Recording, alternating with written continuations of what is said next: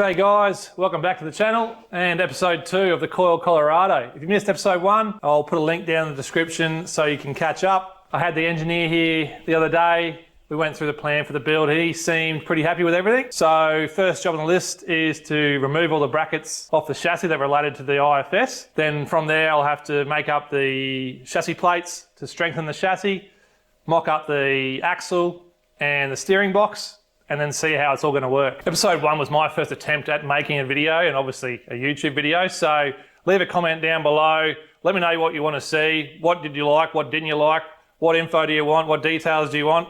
I realised I didn't really cover why I want to do the solid axle swap, or why I chose the Colorado to start with.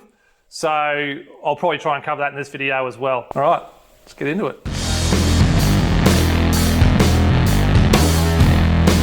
The technique I'm trying to use here is sort of angle the plasma and sever the weld, and but without piercing the chassis. The chassis on these are only quite thin, like a couple mil thick, so I really don't want to be piercing the chassis at all. I know I'm going to be plating it, but you still want to maintain the chassis as good as you can. So that sort of seems to be working all right. Severing the weld, then coming back and chipping off the slag and getting rid of all the stuff we don't need.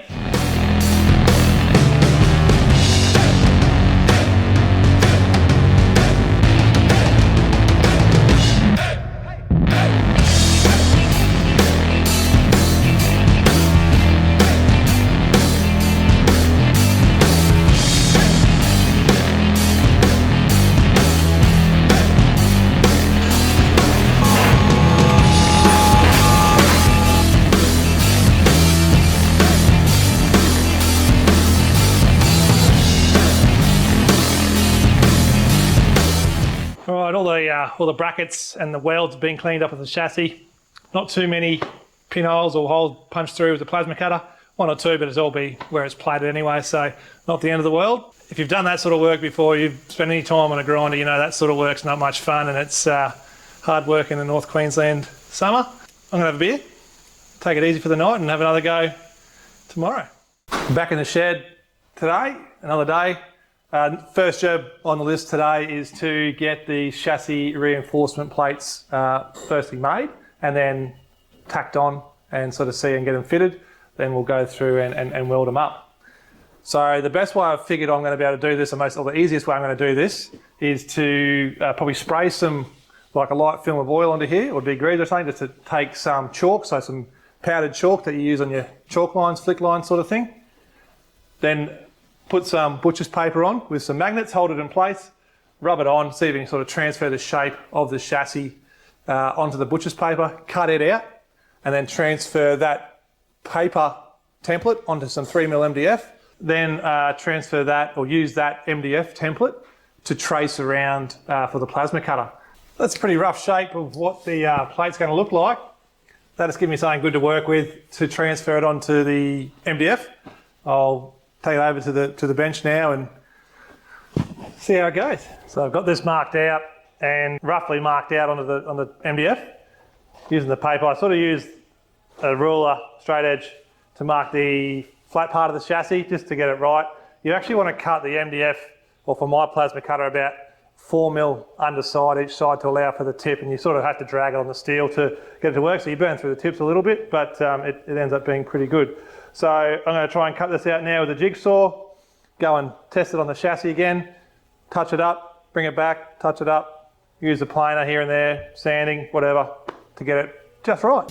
All right, so I've got this template pretty good. I'm happy with it right now. So all I've got to do now is try and transfer these holes. It didn't really quite work out that well off the paper, so I'm only going to use the same technique, but try and transfer the chalk onto the back of this and get it spot on and make it a bit bigger to allow me a bit of room to weld around those holes in the chassis.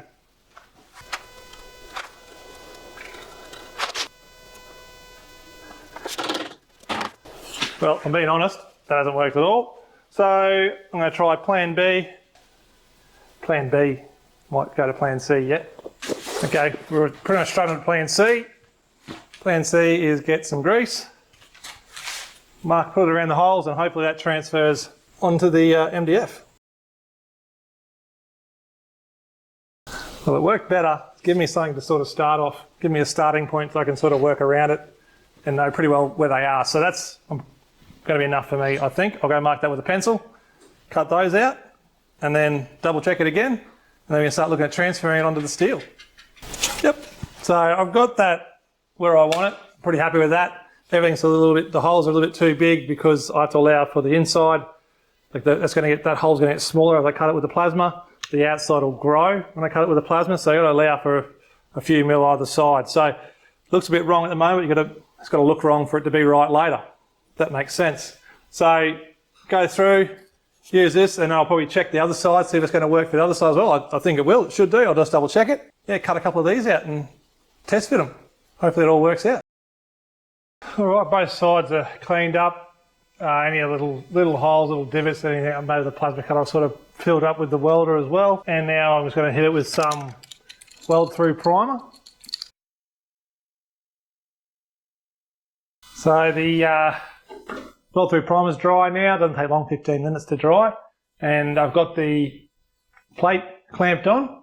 It's not perfect yet, so I'll just tack it where it's clamped, work my way around, make sure it's nice and tight against the chassis, and then go through and do a few stitch welds and get it locked in place. Seems to fit pretty well. You do need to obviously clamp it tight here because the chassis does have a bit of a kick in it that way. So you do need to clamp it in tight to bend the plate. So we'll need a bit more clamping as I go there.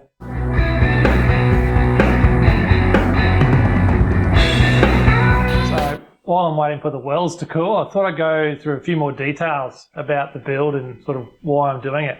Why the solid axle swap? Well, there's a couple of reasons. First one, if you watch episode 1, you probably noticed that I wasn't too impressed with the design of the front end. So obviously the torsion bars aren't a great idea in my opinion. There was no drain on the front diff, which I thought was just stupid. And replacing the process for replacing CVs was just diabolical. So for most vehicles, in most situations used normally, that probably isn't going to be an issue. You're probably not going to be breaking CVs or draining diff oil very often for it to become a problem. But when pushed hard on big tyres, replacing and changing those items regularly, I wanted to avoid those dramas. So that's sort of one point there for the solid axle swap. So the second reason for the solid axle swap is basically off-road capabilities. IFS is really good at on-road handling, and in most situations off-road it's acceptable. But as soon as you start needing more wheel travel or a more aggressive driving style is needed, then a solid axle sort of has the advantage. Ideally, the long-term plan for our family is to do the lap of Australia. I want to tow the camper trailer. You can see in the next bay over, see behind me, and I want to go to some really remote locations and do all the hard tracks and do it by myself. So off-road reliability is probably the key reason or the most important factor for this vehicle. And if you're talking about reliability off-road and in remote locations, then a solid axle for me is going to be the winner every time. The original plan for this build was to actually use the engine from this car and put it into a GU Patrol and do dual cab chop, chassis extension, custom suspension. But once I got the Colorado home from the yard, the auction yard, it sort of made more sense to actually just put the custom suspension under this. It saves a lot of work. You're not having to do a dual cab chop. You're not having to do the chassis extension. And you're not having to do an engine swap. So the less work you can do to a vehicle, a factory vehicle, to make it what you want it, in my mind, will make it more reliable. Anyway, that's enough talking from me. I've got some welding to do. I'm sure some of you will have your own opinions on all of that. Let me know in the comments down below. Look, it's too late for me to turn back now. I'm not going to do anything about it. But I always like to hear different ideas on things like this. So let me know in the comments below and we can have a chat there. Sorry to cut you off there, guys. That episode was getting too long and everyone's got a short attention span these days, so thought there was a good spot to stop it.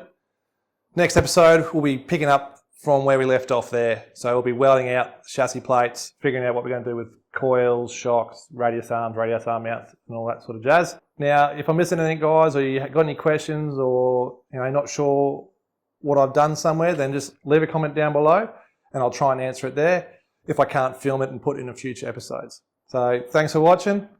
See you next time.